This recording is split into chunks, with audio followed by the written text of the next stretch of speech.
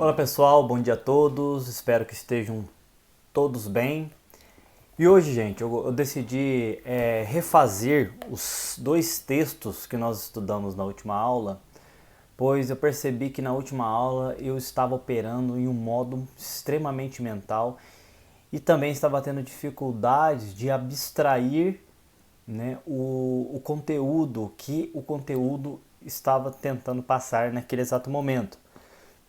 Então, gente, eu resolvi fazer os dois textos novamente, né? Até porque nós percebemos que a aula ela descambou para um movimento puramente mental, né? De pura identificação com a mente e não aproveitamos, eu acho que os fatos das palavras que o Krishnamurti estava querendo passar. Mas aqui venho assumir totalmente a responsabilidade por esse movimento, por a aula ter sido mais mental, né? Mas eu acho que dá para aproveitar um pouco mais esses dois textos. Então, eu tomo a liberdade de refazê-los aqui, tá?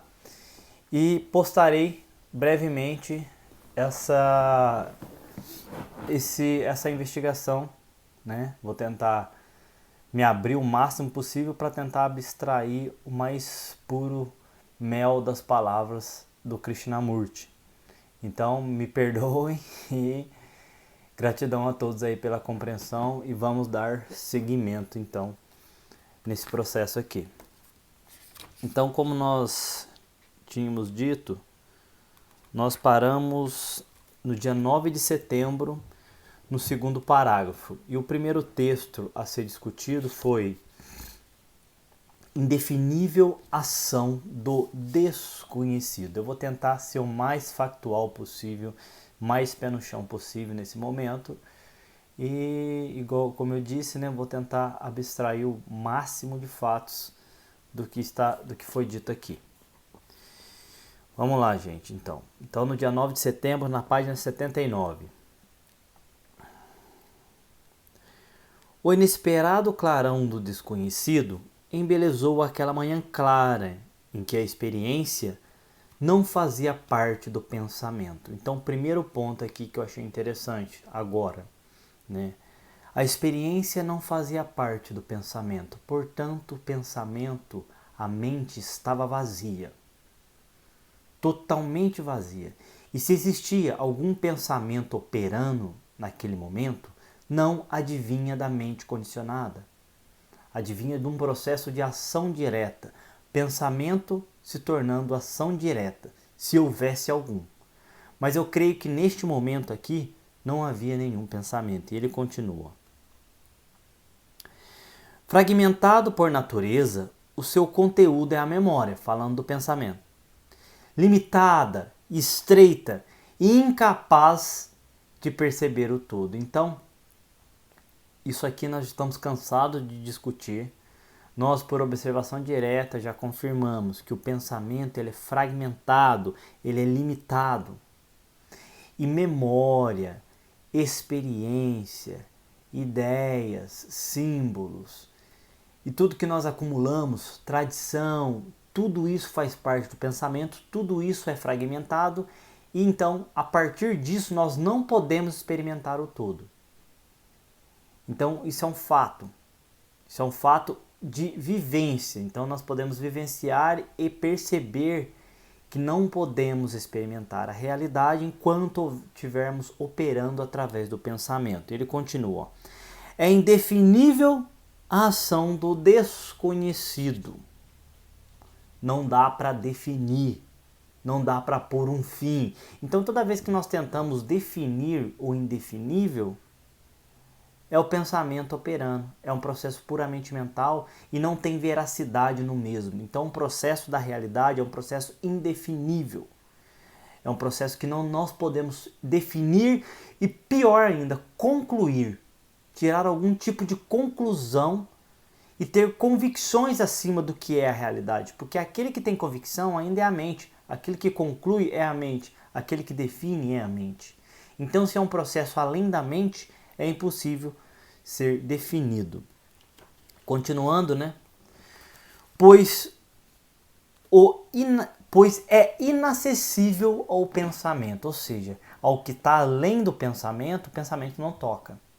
Então ele não pode abstrair, ele não pode definir, concluir, interpretar, armazenar na memória, porque memória é pensamento. Então ele não pode falar sobre essa experiência.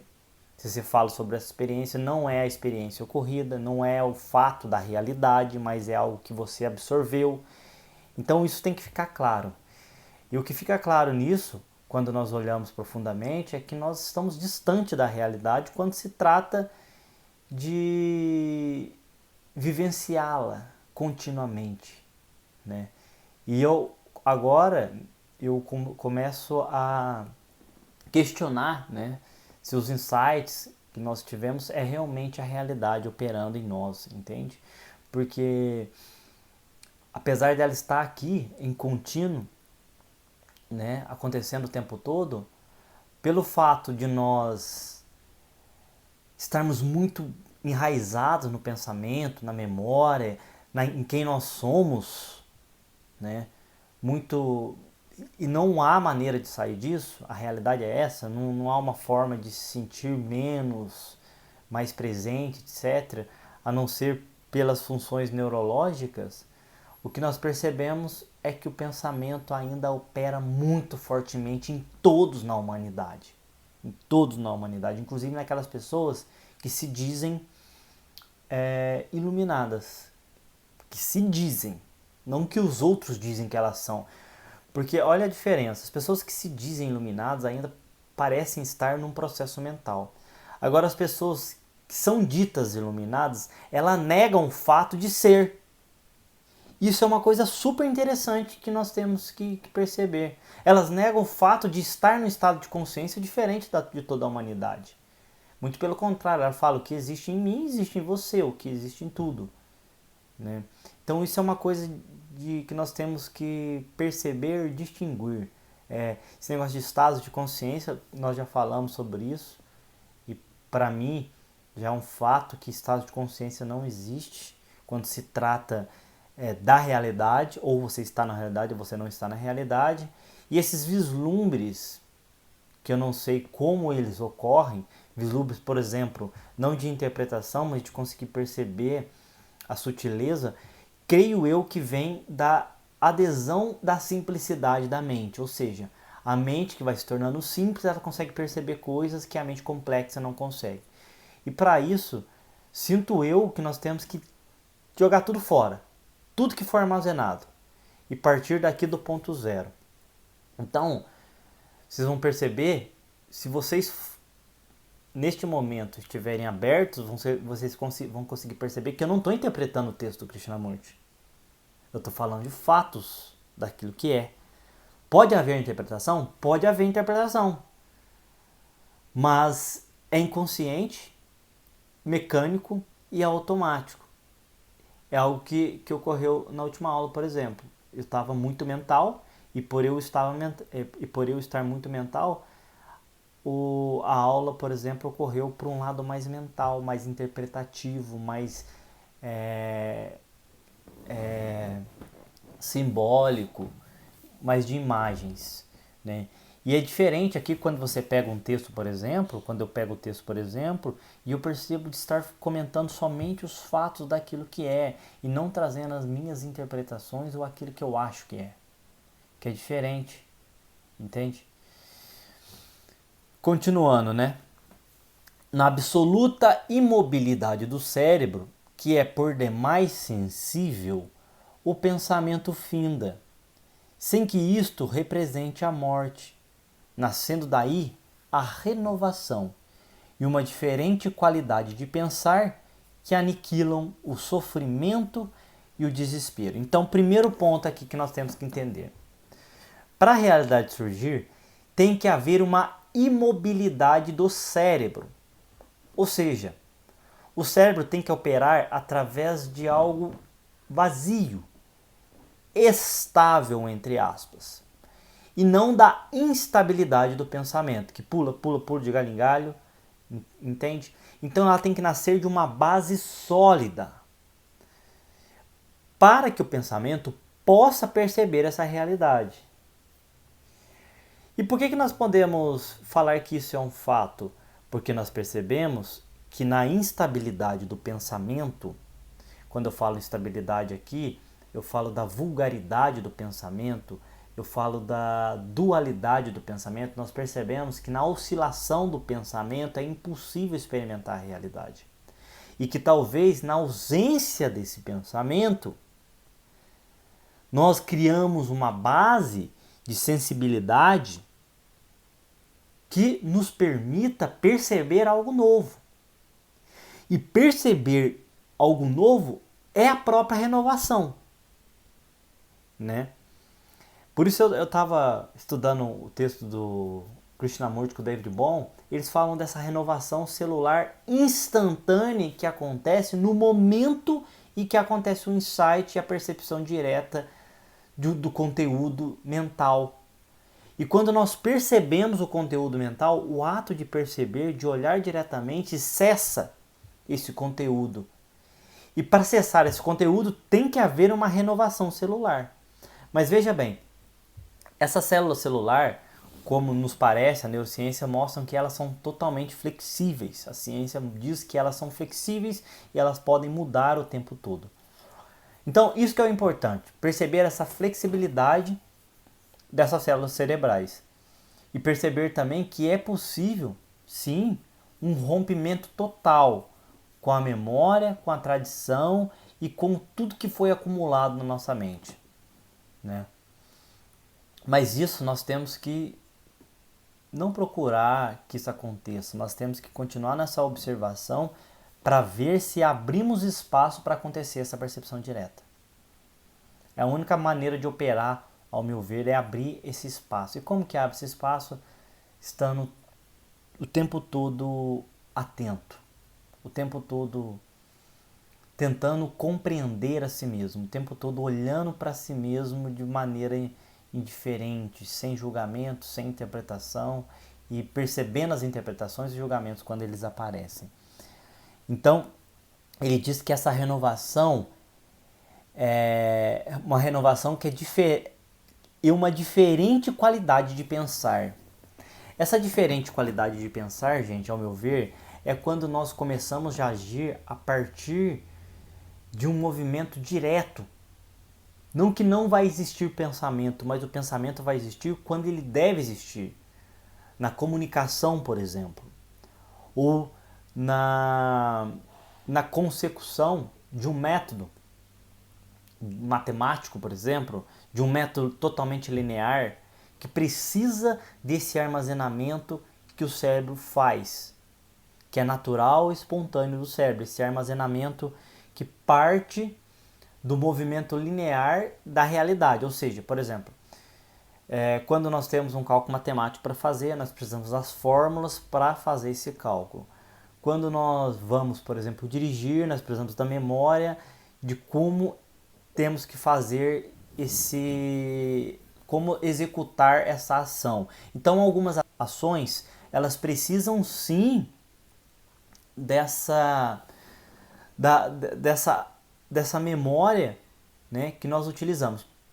Porém, a maioria das coisas que o pensamento utiliza é totalmente desnecessário.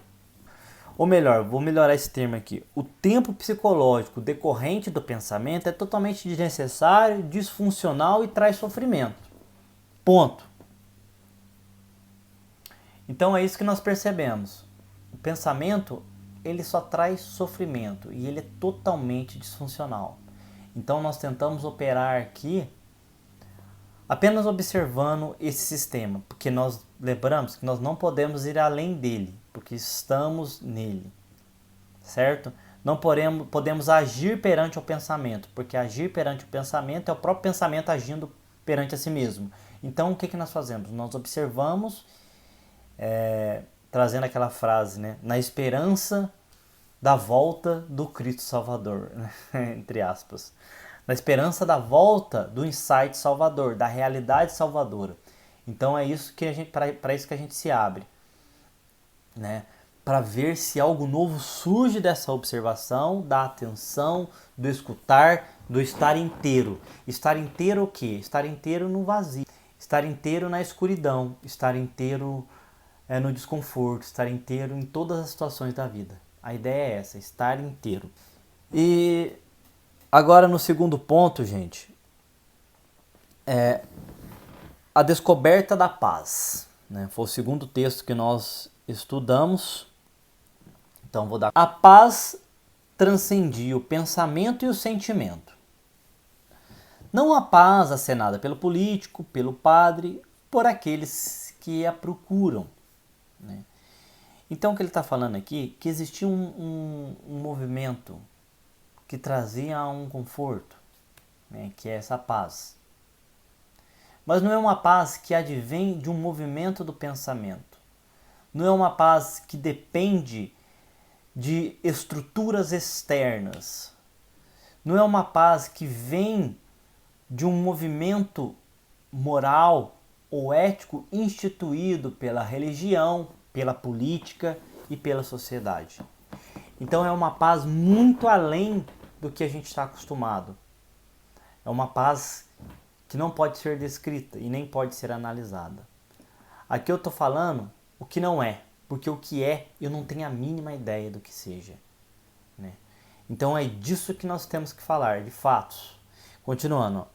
Almejamos o conhecido, que não é o verdadeiro.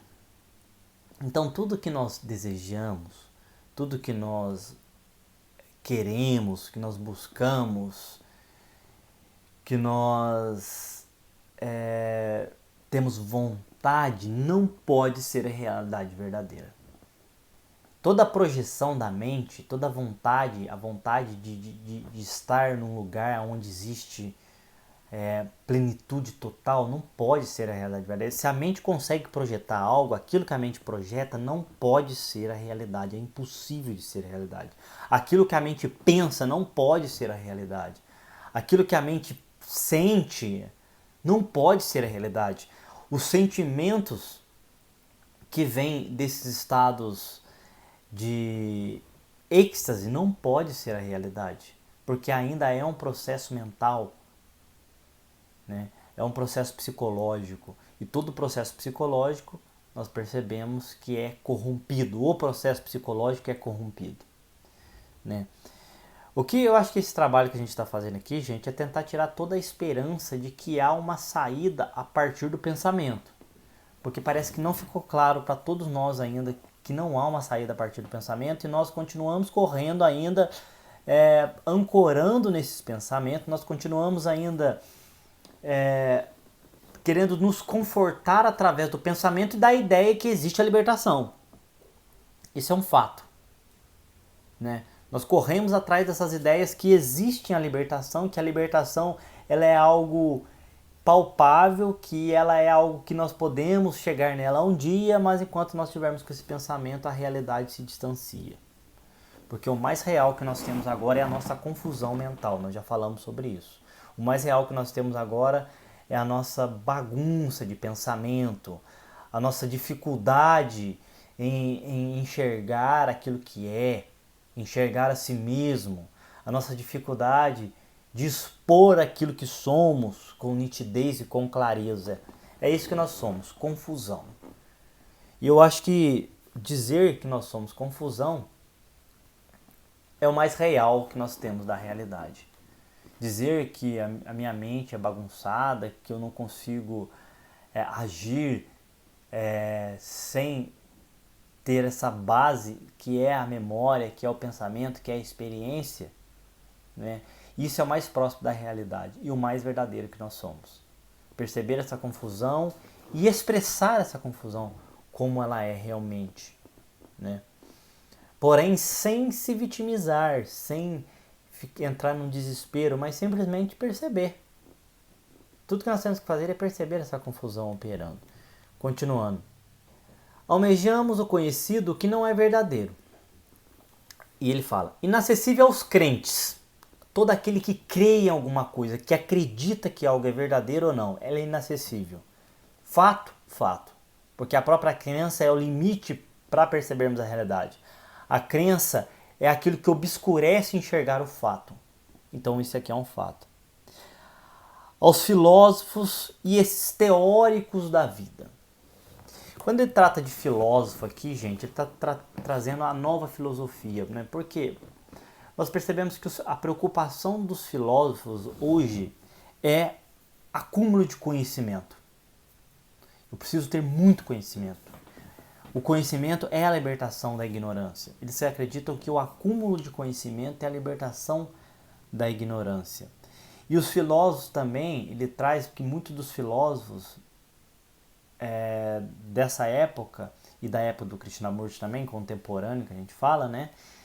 Eles se preocupavam muito com a análise da natureza, através da análise da natureza. Não é através da observação passiva. A observação passiva é a aceitação total daquilo que é. Não é analisar, não é dar nomes, não é medir. A medição também é uma forma de interpretação. Então, assim, ele fala que a realidade é inacessível aos filósofos. Mas, assim, se a gente trazer agora a filosofia, né, o amor pela verdade, né, na palavra, no cerne da palavra, a palavra real, o significado real, o amor pela verdade, a filosofia é aquela pessoa que olha e percebe a realidade num instante. Que vê o movimento da vida em um único momento. Porém, ele não se acha filósofo. Mas olha que interessante. Se a gente for perceber, todo mundo, quando vai apontar o Krishnamurti, eles falam filósofo e pensador Krishnamurti. E quando ele ouvia isso, muitas vezes ele negava. Não sou filósofo, não sou pensador, não sou nada disso. Ele evitava essa identificação, né? Porém, é uma forma de apresentação que a gente pode ficar totalmente indiferente a isso. Igual, por exemplo, sinceramente, quando as pessoas falam, professor Paulo, gratidão pelas suas palavras. Eu não tenho nenhuma identificação com o nome professor, apesar de estar procedendo como um aqui, né? Apesar de estar sendo um facilitador desses trabalhos e desses estudos. Então, eu não me vejo como um professor. Na verdade, eu não me vejo como nada, né? E o engraçado é que a gente dizem, né, na medicina, que pessoas que têm transtorno de borderline, né, têm essa ausência de personalidade. E se eu for pegar os sintomas lá do que é ser um borderline, por exemplo, né, eu vou me enquadrar quase em todos os sintomas. Isso que é o mais interessante. Mas aí fica aquela dica. Você vai pegar esse diagnóstico, por exemplo, que uma medicina tradicional que ele te deu, ou seja, um tipo de julgamento que você tem esse tipo de transtorno, que você é esse transtorno, ou você vai simplesmente observar isso e ser totalmente indiferente a esse tipo de situação, né? Então é uma coisa que a gente tem que pensar, analisar. Eu vou aceitar os julgamentos da sociedade? Eu vou aceitar os meus julgamentos? Ou vou negar esses julgamentos e negar os julgamentos da sociedade? Olha o perigo. Se uma pessoa te julga que você tem algum transtorno ou que você é alguma coisa, se você aceita isso, né, e se identifica com o processo, você está preso. Se você nega esse processo e reage, uma forma de reação a esse processo, você está preso de novo. Mas se você observa isso e transpassa isso e vai além disso e percebe aquilo que você é agora, sem nomear, você pode até perceber o movimento dos sintomas daquele diagnóstico em você. Você vê o movimento, você percebe esse movimento. Porém, você não tem nenhuma identificação psicológica com ela. E talvez no percebimento desse movimento surge uma percepção e quebra isso de vez. Talvez, tá? A gente discute a possibilidade de talvez se liberar, de talvez se ver livre de sofrimento, de talvez nos enxergar do outro lado da realidade, se é que vocês me entendem, né? Continuando, gente. Inacessível aos crentes e aos filósofos, esses teóricos da vida, a paz não é uma reação contrária à violência, porque o que nós percebemos na dualidade é isso. Nós vemos como a paz como a ausência de violência, mas a paz é algo que transcende tudo isso. Voltando lá, a paz nós estamos definindo ela aqui. Mas do outro lado, ela não existe definição, porque a paz é a mesma coisa que meditação, que amor, é a mesma coisa que compaixão, que empatia, que tudo isso. Não existe separação entre essas palavras. E quando eu falo que todas essas palavras têm o mesmo significado em termos de realidade, uma das coisas que acontece é que essas palavras perdem o sentido na dualidade. Percebe? Olha que interessante. Quando eu falo amor, meditação, paz, compaixão, empatia. Quando eu falo que isso tudo é um aspecto da realidade e que na realidade essas palavras não têm um mínimo valor, não têm um mínimo sentido, elas quebram. Elas deixam de existir e só existe a realidade. Não existe amor, não existe compaixão, não existe empatia, nada disso. Quem aponta a empatia, o amor, a compaixão é a mente dual. E quando a pessoa coloca isso em palavras, ela já está definindo algo que é indefinível. Porém, agora, gente, vocês conseguem perceber, é um insight que me veio agora. O Krishnamurti, ele traz esses termos, meditação, amor, compaixão, como não tendo definição, como algo indefinível. Ele tenta trazer e buscar um insight, ele tenta trazer uma percepção nas pessoas que leem o seu material, as pessoas que fazem parte das suas palestras. Percebe? Ele tira o significado definido dualístico dessas palavras. Paz, amor, compaixão, empatia. Ele tira o significado dualístico, então ele tira a oposição que existe nessas palavras no mundo da dualidade. E quando não existe, sobra o quê? Vazio. É tão difícil se tornar simples, né? Olha o processo interminável que nós nos pegamos para tentar voltar à simplicidade, para tentar voltar àquele estado de total neutralidade, de vazio completo. E que esse vazio é a nossa própria vida. Mas nós negamos o vazio a partir do movimento do pensamento. Nós estamos o tempo todo negando que somos esse vazio, porque eu preciso ser alguém na realidade. Eu preciso ter alguma coisa na realidade. Eu preciso conquistar algo na realidade. Porque senão eu não sou ninguém.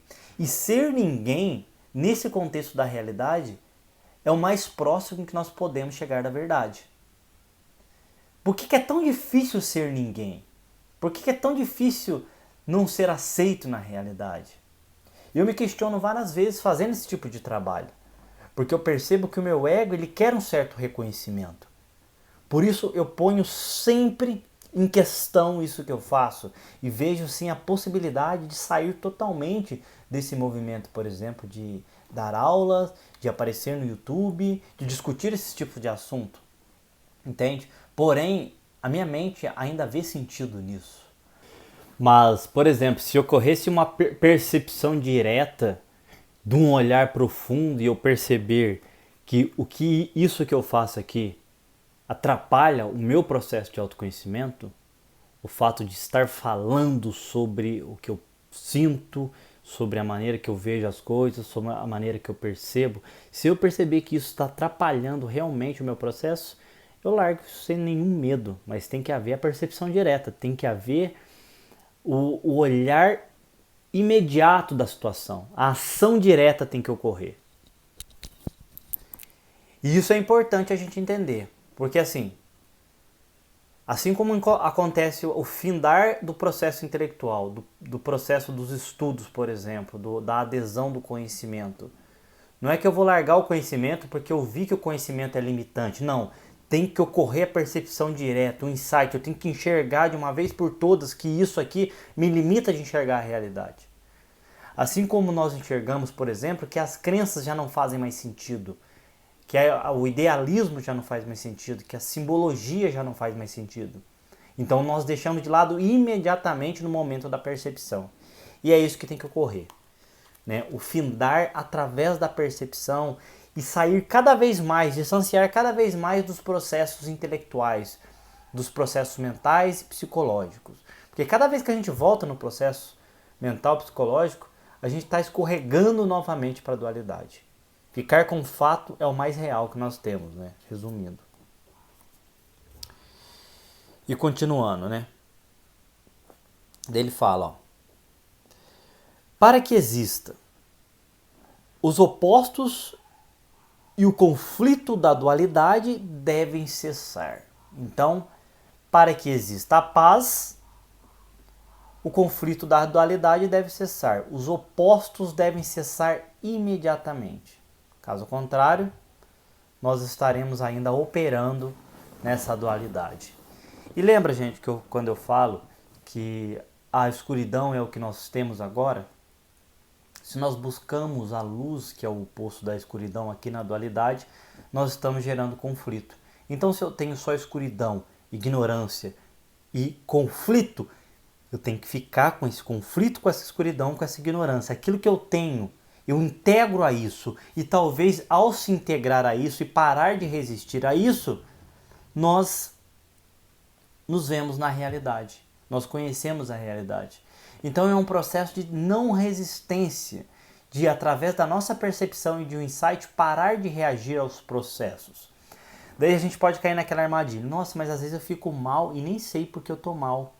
É o nosso inconsciente operando na escuridão. E como que nós fazemos para chegar nesse inconsciente? Chegar nessa simbologia que está armazenado no lugar onde nós não temos acesso. Nós ficamos com aquilo, sério e diretamente. E em algum momento nós iremos ter acesso a essas informações, e ao ter acesso a essas informações, na percepção direta, na luz da consciência, quem sabe nós podemos pôr um fim. Quem sabe? Né?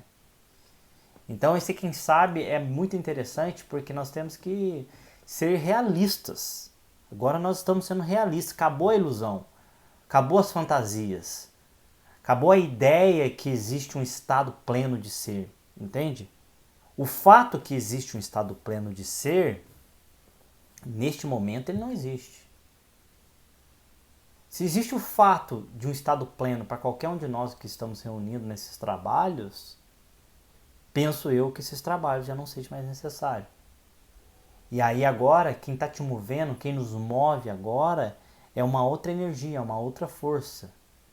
Mas só se nós nos pegamos ainda com a necessidade de tentar entender o processo para se jogar nele de forma mais direta, é porque ainda nós estamos todos presos, todos no mesmo barco. Continuando.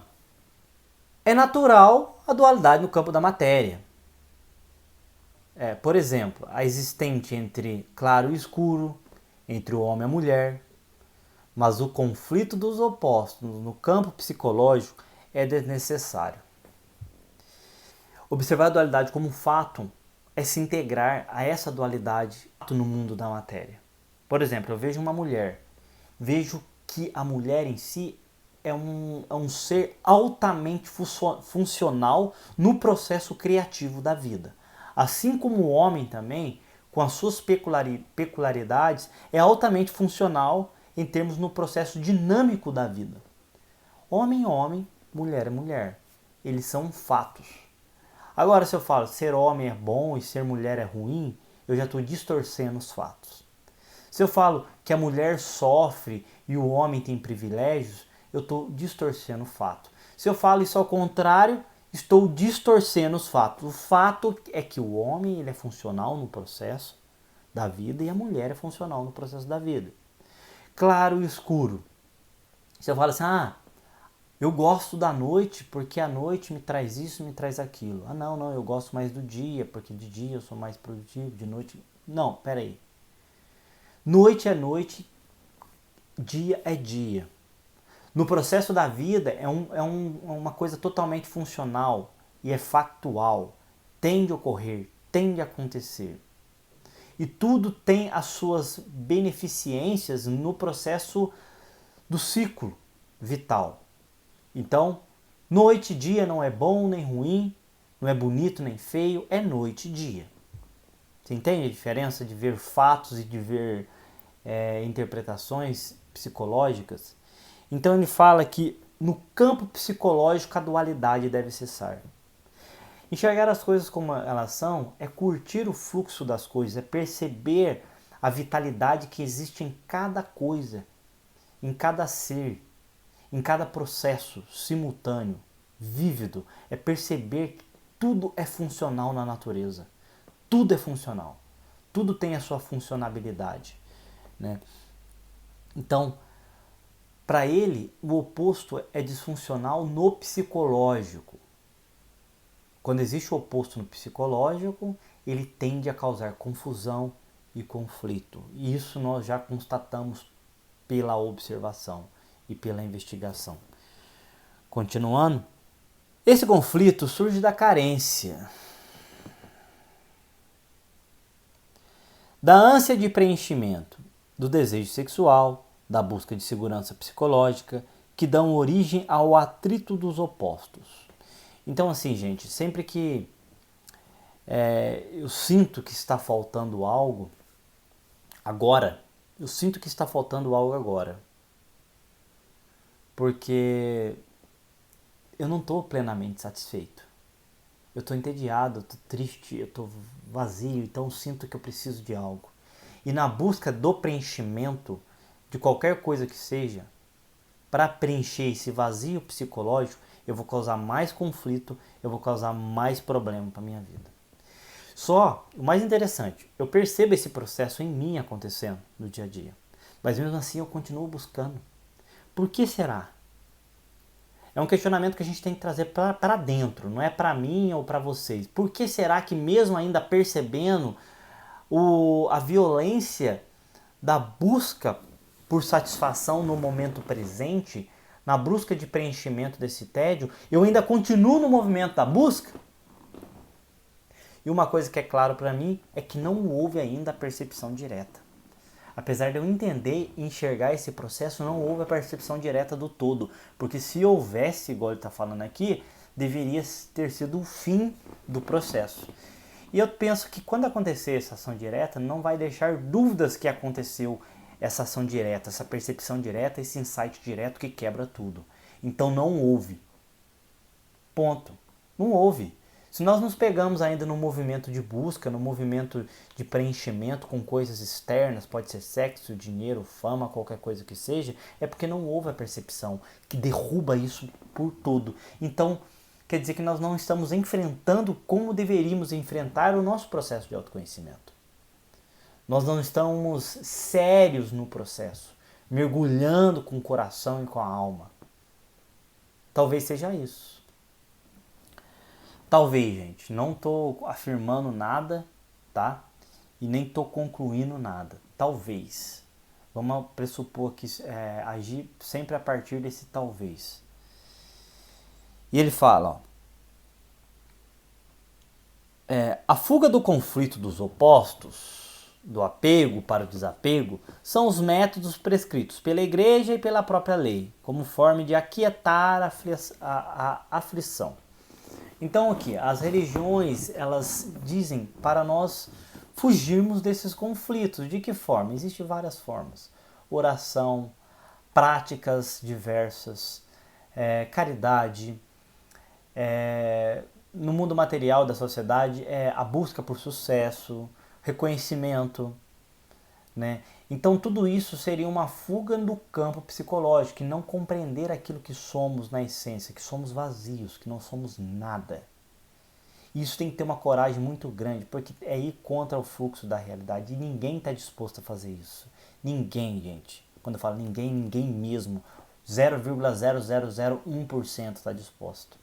E eu questiono se nós que estamos aqui estudando estamos dispostos a fazer isso.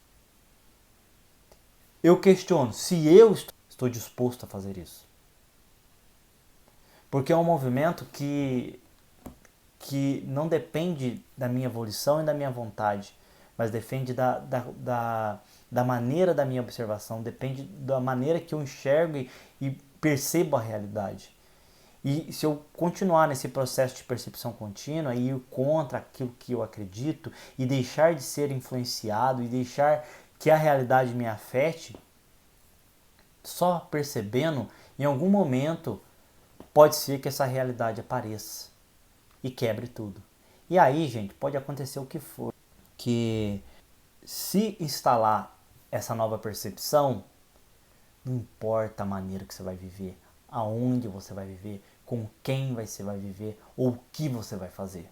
Não importa, você vai enfrentar, você vai encarar sem medo algum. Mas por enquanto, o que eu percebo é um grande medo de rejeição das pessoas, que as famílias te rejeitem, que a sociedade te rejeite, que seu público te rejeite pelo aquilo que você acredita, aquilo que você pensa, aquilo que você é. Então, assim, é um processo muito melindroso, para se dizer, e tem que nascer uma coragem que não depende do ego, porque o ego não tem coragem de fazer o processo. Nós já discutimos sobre isso. Então, que nós percebemos que a sociedade e as religiões pré-estabelecidas, eles dão vários caminhos para fuga, várias opções de fugir do processo em si de autoconhecimento, achando que isso é a própria libertação, porque ainda estão demasiados agarrados à crença, a símbolos e a ideia, e nós também estamos e temos que perceber isso. Eu percebi isso porque na última aula eu não estava conseguindo olhar por fato, estava operando num ambiente ainda puramente mental. E por estar operando num ambiente puramente mental, sem nenhuma sensibilidade, né, a gente percebe que tudo que nos cerca começa também a operar num ambiente mais mental, né? Então é por isso que eu resolvi gravar isso aqui, viu, gente? Continuando, né? A fuga do conflito dos opostos, do apego para o desapego, são métodos prescritos pela igreja e pela própria lei, como forma de aquietar a aflição. Dá uma aquietada? Dá uma relaxada? Sim, dá. Mas em outro momento volta. Não é isso que a gente quer. A gente quer compreender a possibilidade de ir além disso, compreender a possibilidade de pôr um fim total e incondicionalmente nesse processo. Continuando. Esta ordem estabelecida pela lei é superficial, sendo ilusória a tranquilidade que a igreja oferece como solução à mente confusa. Ou seja, essa tranquilidade é totalmente ilusória, não tem embasamento na realidade, mas embasamento no próprio pensamento, porque o próprio pensamento é causador de confusão. E isso tem que ser simples para enxergar isso, né? Uma coisa que eu sempre falo, gente, primeira coisa, tem que ser simples para poder enxergar isso. Então a gente tem que partir do ponto zero e tirar tudo. O segundo ponto, não só ser simples, mas também não ter expectativas em relação à realidade, em relação às pessoas, circunstâncias, situações. Porém, nós criamos muita expectativa, porque a mente é esperança, é expectativa, é passado e futuro, mas nunca presente, né? E outra coisa que nós não temos também, que nós temos que adquirir, eu acho que esse processo traz essa adesão à urgência no autoconhecimento. Colocar isso como um ponto central da nossa vida.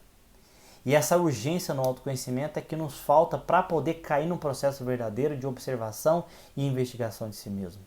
E estar na realidade, sem pensar no amanhã, sem pensar no ontem.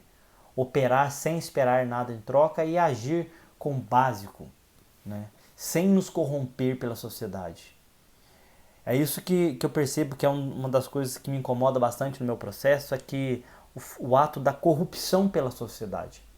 Nós estamos sendo coagidos a ser corruptíveis. Ao querer entrar no processo da sociedade, nós estamos sendo corruptíveis. Com quem? Com a natureza, com o processo da vida. Nós somos corruptos com a vida quando nós entramos num processo de sistematização, de normatização, de normose da sociedade, quando nós começamos a seguir leis, princípios éticos e morais que advêm do pensamento, mas que não tem uma base sólida. E essa base sólida, creio eu, que somente a realidade pode nos dar, pode nos sustentar. Caso contrário, gente, a gente está fazendo um castelo de carta, fazendo um castelo de areia, sem nenhuma base. Você entende a profundidade disso? Nós estamos construindo em cima de uma base que não é absoluta, né? Que não tem uma certa firmeza, uma fortaleza que pode sustentar. O pensamento é isso. É essa inflexibilidade. No primeiro vento que tem, ele desmorona. Mas quando a base é construída em algo sólido, que é a própria realidade, você vai passar por esses altos e baixos da mente dual, do pensamento, sem ser tocado por eles. Continuando, nada disso significa paz, ou seja, as ferramentas oferecidas pela sociedade, pela religião ortodoxa. É imprescindível destruir o símbolo e a palavra. Não com o objetivo de atingir a tranquilidade, mas por impedir a compreensão. Então, tudo que o Krishnamurti está apontando, o símbolo, a palavra, a ideia, impedem a compreensão. Até a comunicação é perigosíssima, por isso a gente tem que ter um cuidado na comunicação. Eu tento ter o máximo de cuidado na comunicação, mas mesmo assim ainda percebo que eu escorrego, entende? E o meu medo de continuar nesse processo, por exemplo, o meu medo é perceber que esse processo pode talvez atrapalhar no meu processo. Porque no do outro não faz tanta diferença, percebe? Porque se o outro escuta e do que eu falo é verdade, automaticamente vai ter uma abertura, vai ter um insight, vai ter uma percepção. E geralmente o outro não escuta também, então não tem tanta diferença, né? Então aqui é como se a gente estivesse cumprindo papéis, né? Mas assim, o que eu percebo é que esses insights que eu tenho tido não me tira a confusão.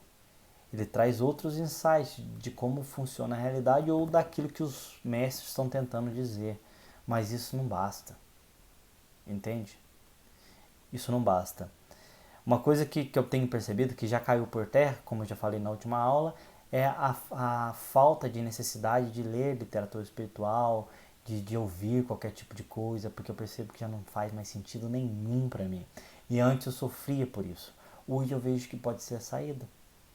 Hoje eu vejo que pode ser a saída, o rompimento com toda a literatura, o rompimento com todo o conhecimento psicológico e partir de uma observação direta. E talvez, quando eu estiver comigo mesmo, sem base, embasamento em materiais de outras pessoas, eu pode fluir algo novo totalmente. Eu penso nessa possibilidade, na possibilidade de afastar de todo o conhecimento psicológico e ficar totalmente no vazio e só gravar para o meu canal, por exemplo, quando surgir algo que eu penso que é genuíno e verdadeiro e espontâneo, que não tenha base ou relação com o pensamento. Aí sim eu vou estar compartilhando algo verdadeiro, algo real, algo profundo, que quebra com a estrutura. Mas percebe, gente, é tão complicado que nem o próprio Krishnamurti, né, que tinha uma energia fora do normal, que pessoas que se abrem sentem essa energia, nem todos os mestres que passaram pela Terra, se forem realmente os mestres, né, que viviam nessa realidade, não tinham potencial de tirar os seus discípulos da escuridão. Só momentaneamente quem estava junto com ele lá sentia esse prazer, essa paz, etc. Mas no momento que eles se afastavam, o sofrimento voltava tudo de novo. Então, esse é o questionamento, né? Será que eu tenho algo realmente a compartilhar com as pessoas, né? Então, é isso que é o importante. É você compreender o seu processo e pensar, será que isso é real o que eu estou falando? Será que isso é verdadeiro? Mas enquanto eu achar que eu estou falando sobre fatos e que isso pode ser interessante para o processo do outro, né? Igual eu tenho recebido vários feedbacks de pessoas, por exemplo, do canal que tem feito o curso Caminho Infinito, feedbacks de vocês mesmos aqui que estão nesse trabalho, né? De compreensão, de insight, agora eu entendi isso que eu não tinha entendido antes. Isso para mim já é um confortador, eu já penso, não, isso pode ter uma certa veracidade, isso pode ser real. Mas a gente continua, até que a percepção, o insight, a vinda do insight salvador possa quebrar com tudo que seja falso. Então, a ideia é isso, é ir quebrando com as coisas que nós achamos que é falso na nossa realidade, através dessa percepção direta. Continuando aqui, gente. Não sendo a paz uma coisa comerciável, ela surge talvez da ausência de conflito interna. Tá claro isso, né? Não tem nem que discutir. Em que toda forma de carência psicológica deixa de existir, dando lugar ao vazio criador. Ó, uma coisa que eu tenho trabalhado muito em mim, tenho percebido muito em mim, é essa carência psicológica. É a necessidade do outro. Eu percebo muito isso no meu relacionamento. A necessidade do outro, a necessidade do abraço, a necessidade do afeto. Essa necessidade desse afeto, sem querer analisar, eu percebo que é uma coisa do ego, né? Algumas pessoas, existem duas maneiras disso se expressar. Ou a necessidade do afeto, aquela pessoa que necessita muito de afeto, ou aquela pessoa que se fecha ao afeto. Ambos é o mesmo movimento. Dois processos, o mesmo movimento. O movimento de compulsória, da compulsão afetiva, e o movimento do bloqueio afetivo, né? Que são dois movimentos que eu acho que se distingue de personalidade para personalidade, ou seja, ela diferencia, né, dependendo da personalidade da pessoa, mas é o mesmo movimento do medo em ação. O medo de se frustrar ou o alívio da frustração através desse afeto, dessa carência. Carência do quê, gente? De tudo. Carência de afeto, carência de reconhecimento, carência de acolhimento. Geralmente é tudo carência psicológica. É a maneira que nós fomos criados, a maneira que a sociedade conduz o ser humano, né, nessa carência. E o fim dessa carência é necessária. E nós temos que descobrir por nós mesmos como pôr um fim nessa carência. Continuando. A estrutura psicológica da resistência interna e da busca de segurança deve findar, para que desse vazio surja a verdadeira paz, cuja liberdade não traz nenhuma recompensa. O mais que é interessante é que a estrutura psicológica interna e da busca de segurança deve findar, ou seja, a estrutura psicológica como um todo ela deve findar, para que talvez nós possamos experimentar esse vazio rejuvenescedor, esse vazio libertador, esse vazio que é a própria realidade. E é essa possibilidade que nós discutimos aqui. É isso que é importante.